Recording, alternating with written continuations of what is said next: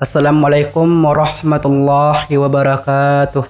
Alhamdulillahillazi arsala rasulahu bil huda wa dinil haq. Ashhadu an la ilaha illallah wa ashhadu anna Muhammadan abduhu wa rasuluh. La nabiyya ba'da amma ba'du. Terutama dan paling utama sekali, marilah kita bersyukur kehadiran Allah Subhanahu wa taala yang mana Allah telah melimpahkan rahmat, nikmat serta karunia kepada kita bersama, sehingganya kita masih diberikan nafas seperti saat sekarang ini.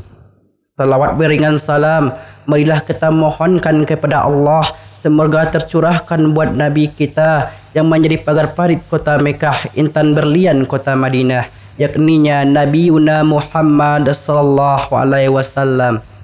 Adapun pidato singkat Anda pada siang hari ini, yaitunya kecintaan Nabi Muhammad sallallahu alaihi wasallam kepada umatnya.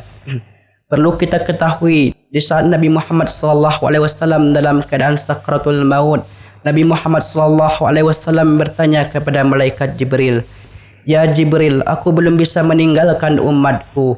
Aku belum bisa jauh daripada umatku. Apa jaminan untuk umatku di yaumil kiamah?" Lalu malaikat Jibril menjawab, "Ya Rasulullah, untukmu telah diciptakan 7 pintu surga yang terbentang sebesar-besarnya. Terserah bagimu mau masuk dari pintu yang mana." Lalu Nabi Muhammad SAW bertanya lagi kepada malaikat Jibril, "Ya Jibril, bukan itu yang aku inginkan.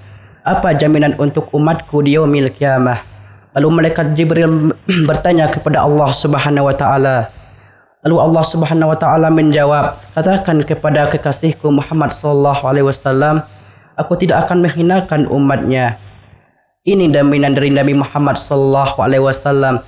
Cukup kita sakiti hati Nabi Muhammad sallallahu alaihi wasallam, cukup kita lalai akan perintah Allah Subhanahu wa taala, cukup kita sakiti hati orang tua kita, malu kita di hadapan salafun wassalihun yang mereka dengan bangga membawa amalan zakatnya, amalan sedekahnya, dilihat oleh Nabi, tersenyum Nabi dan mengatakan, "Haza ummati ya Rabbi, ini adalah umatku." Bayangkan kaum muslimin, kaum muslimat rahimakumullah, kalau kita yang dipanggil oleh Allah Subhanahu wa taala dalam tumpukan dosa yang besar di hadapan Allah Subhanahu wa taala, disaksikan oleh Nabi Muhammad sendiri.